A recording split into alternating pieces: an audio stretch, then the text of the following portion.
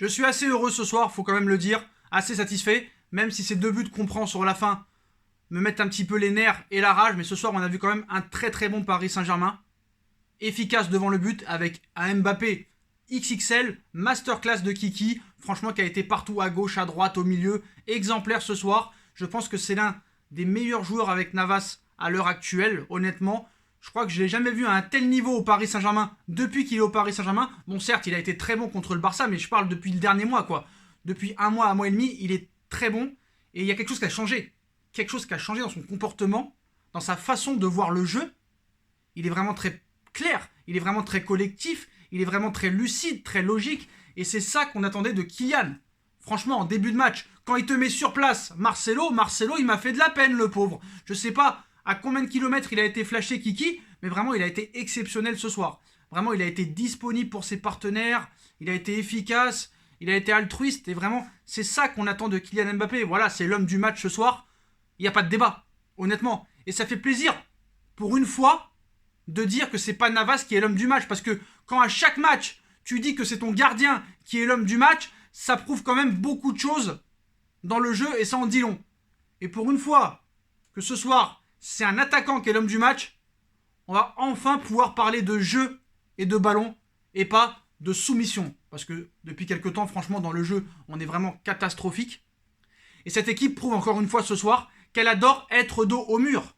Voilà, Paris n'aime pas le confort. Paris aime aller chercher les choses. Paris aime la difficulté. Paris est sous l'eau, mais Paris ne coule jamais. On a pu le voir contre le Borussia, on a pu le voir contre Manchester, on était dos au mur, on a quand même gagné. Et là, ce soir, ben voilà, on n'est pas premier. Lyon, entre guillemets, n'était pas favori, mais plus en confiance que nous. Et on a réussi à aller chercher cette victoire. Et il y a une chose qui a vraiment changé sous l'ère Pochettino, qu'il n'y avait pas avant avec l'entraîneur précédent, c'est l'efficacité devant le but. Et ça, c'est assez remarquable. On n'a plus besoin de 50 occasions pour en mettre une au fond. Et ça fait vraiment du bien. Voilà. Même si ce soir, je pense que Moïse Kean, qui a un petit peu pêché devant le but, et si Di Maria avait été un petit peu plus altruiste, en étant plus collectif, surtout en début de match, je pense que ça aurait pu en finir à 6 ou 7. Malheureusement, ces deux buts qu'on prend à la fin, dans les 30 dernières minutes, m'énervent un petit peu. Mais voilà. Franchement, ces deux buts-là, c'est vraiment des fautes d'inattention, de concentration. Et je pense qu'il y a vraiment un problème en défense en Ligue 1. On a du mal à enchaîner les matchs sans prendre de buts. On a du mal à faire des clean sheets. Et malheureusement, ces deux buts-là, en Ligue 1, quand tu mènes 4-0, c'est peut-être pas très grave, tu prends les 3 points. Mais en Ligue des Champions, en match aller-retour, ces deux buts-là peuvent être très dévastateurs pour le match retour. Donc c'est pas bon ça. Voilà. Si tu fais la même chose contre le Bayern, ça peut valoir très cher. Donc malheureusement, ces deux buts-là gâchent un petit peu le match. Mais voilà, franchement, le match de Kylian Mbappé ce soir, j'ai pas de mots. Je pense qu'il a jamais été à un tel niveau depuis qu'il a signé au Paris Saint-Germain. Voilà, depuis un mois et demi, le mec est sur une autre planète. Exceptionnel. Quand tu vois lui et Haaland en ce moment, bah, c'est les deux pépites du football à l'heure actuelle. Et c'est les deux prédécesseurs de Ronaldo et Messi. Voilà, on va pas se mentir.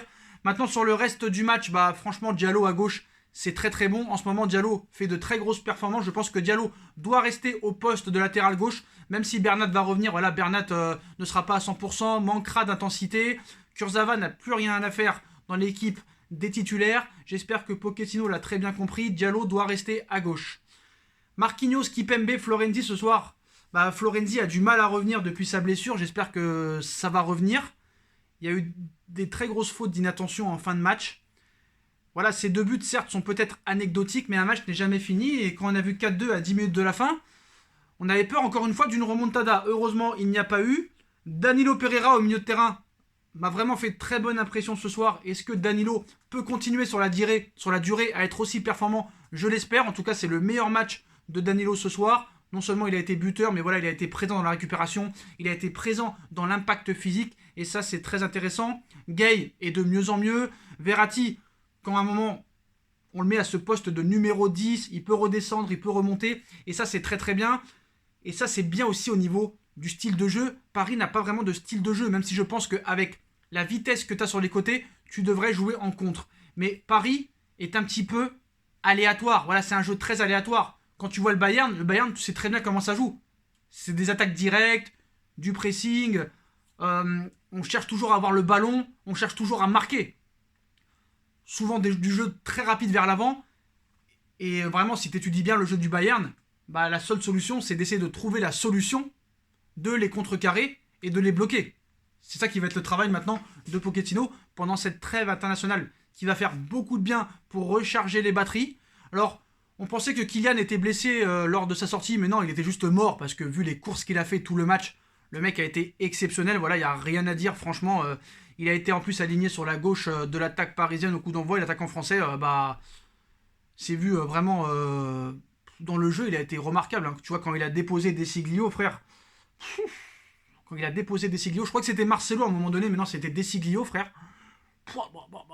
Et Desiglio, il m'a fait de la peine. Honnêtement, il m'a fait de la peine. Je sais pas pourquoi j'ai dit Marcelo, je crois que c'était Marcelo à un moment donné. Non, c'était Desiglio. Moi, franchement, je sais pas, moi j'ai pas le chiffre encore, mais si vous avez le chiffre, j'aimerais bien savoir à combien il a été flashé Mbappé quand il a mis sur place Desiglio. Et dommage que Keane rate le but derrière parce que ça aurait été un but exceptionnel. Mais vraiment, je l'ai vu partout. Il était intenable. Voilà, intenable le gars. Il était mort quand il est sorti, il en pouvait plus. Je crois vraiment qu'il fallait le faire sortir. Mais voilà, le Paris Saint-Germain s'est imposé logiquement face à cet Olympique Lyonnais qui était quand même en confiance. Paris retrouve son trône de leader où il n'a pas été souvent cette année. Vraiment, je crois que c'est la deuxième fois qu'on est premier et vraiment c'est assez intéressant ce soir. Et je pense que cette équipe aime être dos au mur, qu'elle n'aime pas être favori. Et je pense que ça va être des choses positives pour la suite. Cette trêve internationale doit permettre à Pochettino vraiment d'améliorer cette équipe. Je pense qu'il n'y a pas grand chose à régler, des problèmes de concentration, des problèmes d'inattention en défense. Et je pense que cette équipe peut faire de très grandes choses.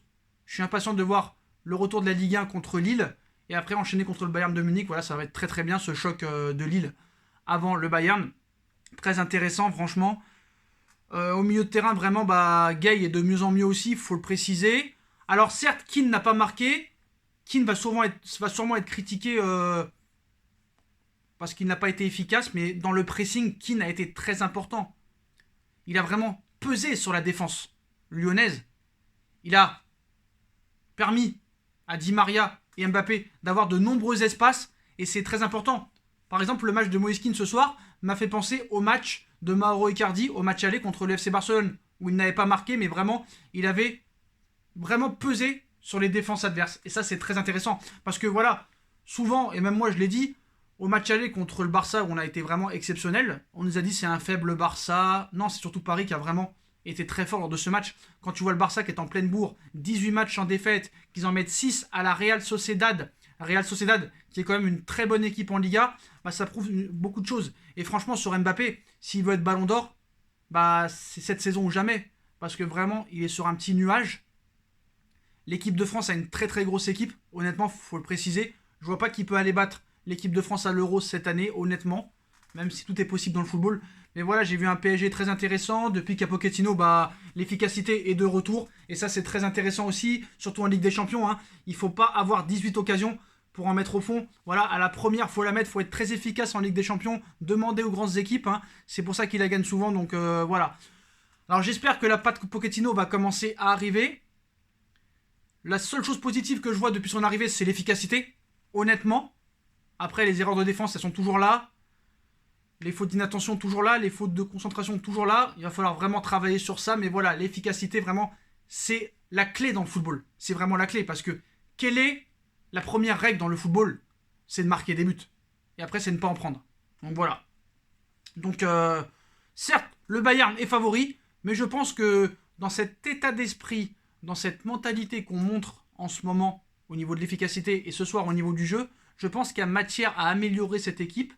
Il faudra confirmer contre Lille et faire un match historique contre le Bayern à l'Allianz Arena. Donc maintenant, avec quelle équipe? Qui mettre sur les côtés? Qui mettre au milieu de terrain en l'absence de Leandro Paredes? Faut-il jouer en 4-2-3-1 comme ce soir? Enfin, un 4-2-3-1 qui passait souvent en 4-3-3. Faut-il faire un autre système de jeu? On essaiera de répondre à ces questions-là pendant la trêve. On aura vraiment le temps. Mais vraiment, voilà, ce soir, c'est un PSG qui m'a fait vraiment, vraiment plaisir. Voilà, Danilo Pereira franchement a été très bon, j'espère qu'il pourra continuer dans ce sens et voilà, ça commence à travailler, c'est bien, mais maintenant il faut confirmer, il faut enchaîner. Est-ce que Paris, sur la durée, sur la régularité, est capable d'enchaîner des bonnes performances? Ça, l'avenir nous le dira. Mais je pense quand même que cette trêve internationale, avec les Sud-Américains qui resteront au camp des loges, avec des joueurs qui ne sont pas forcément appelés en sélection. Il va falloir recharger bien les batteries et enfin commencer début avril ce sprint final en remportant les 8 derniers matchs de Ligue 1 et en essayant de passer le mur, cette machine qui est le Bayern de Munich. Donc voilà, hein, ce soir, la seule chose négative, c'est ces 2 buts pris. Et vraiment, voilà, j'ai kiffé. Voilà, j'ai kiffé le jeu de passe, j'ai kiffé le jeu de transition. J'ai aimé aussi le gros match de André Di Maria parce que Di Maria, vraiment, sur son côté, a été vraiment très très bon. Et je pense que vraiment Paris doit jouer en contre. Et l'avantage qu'on a, comme je l'ai dit dans les précédentes vidéos, Paris n'a pas vraiment de style de jeu et c'est très compliqué pour les équipes adverses d'analyser le jeu du Paris Saint-Germain parce qu'il n'y en a pas vraiment.